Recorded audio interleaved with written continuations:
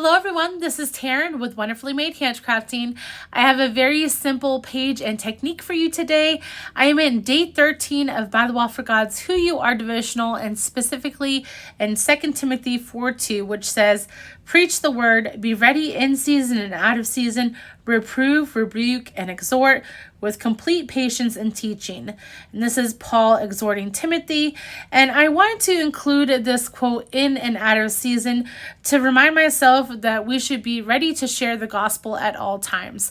And so I'm using this Revelation Alpha. This was a new one that was released alongside this kit. And so I'm just making this bold statement on some ledger paper. My interleave Bible is getting fairly chunky, and so it's getting a little difficult to include new pages in, and so it's best for me to work outside my Bible and then use some score tape afterwards to tape that page in. It just makes it a lot easier to stamp and do different techniques, and so that's why you'll see me a lot of times at my end of my interleave Bible just use pages and then add those pages in afterwards. So I have this sunflower stencil. This is my fun technique that I'm going to do. I actually did this on a previous page too, but we're going to go a little bit more in depth today. So I'm using opaque texture paste through this sunflower stencil. It is an absolutely gorgeous stencil with all the detail. I'm trying to get a nice smooth layer that's not too thick, but that shows all the details. I did use some mint tape to make sure that this stencil didn't move around. And then I'm going to take this stencil immediately to my sink and clean that off. Obviously, I don't need to show you that, but I want to make sure that everything is cleaned up and not stuck in that stencil since it is so detailed. And then I'm going to dry this texture paste, making sure that it's good and dry before I move on to my next step. Okay, so next I'm going to take out my Tim Holtz watercolor pencils. I'm going to take out my yellows and oranges and also my browns. Now, this is not how they are sold. They're sold with a variety of colors, but I just chose to put them all in color families in the tins that they come in. And so I'm not really sure what these colors, what package they come in, just because I've moved them all around. But I'm using squeezed lemonade first. Now, this is really vibrant and kind of fluorescent, and you're gonna think, what is she doing? But don't worry, I'm gonna add a bunch of layers here. So we're starting off with the lightest, squeezed lemonade.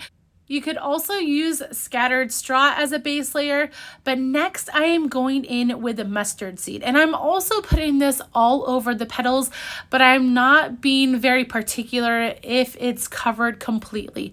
Since we have that squeezed lemonade on the bottom, I'm not too concerned. So I'm just kind of brushing it all over a little bit, and then I come in with fossilized amber. And so for this color, I am just putting this near the center of the floral a little bit, so just a little bit down towards the center of the petal.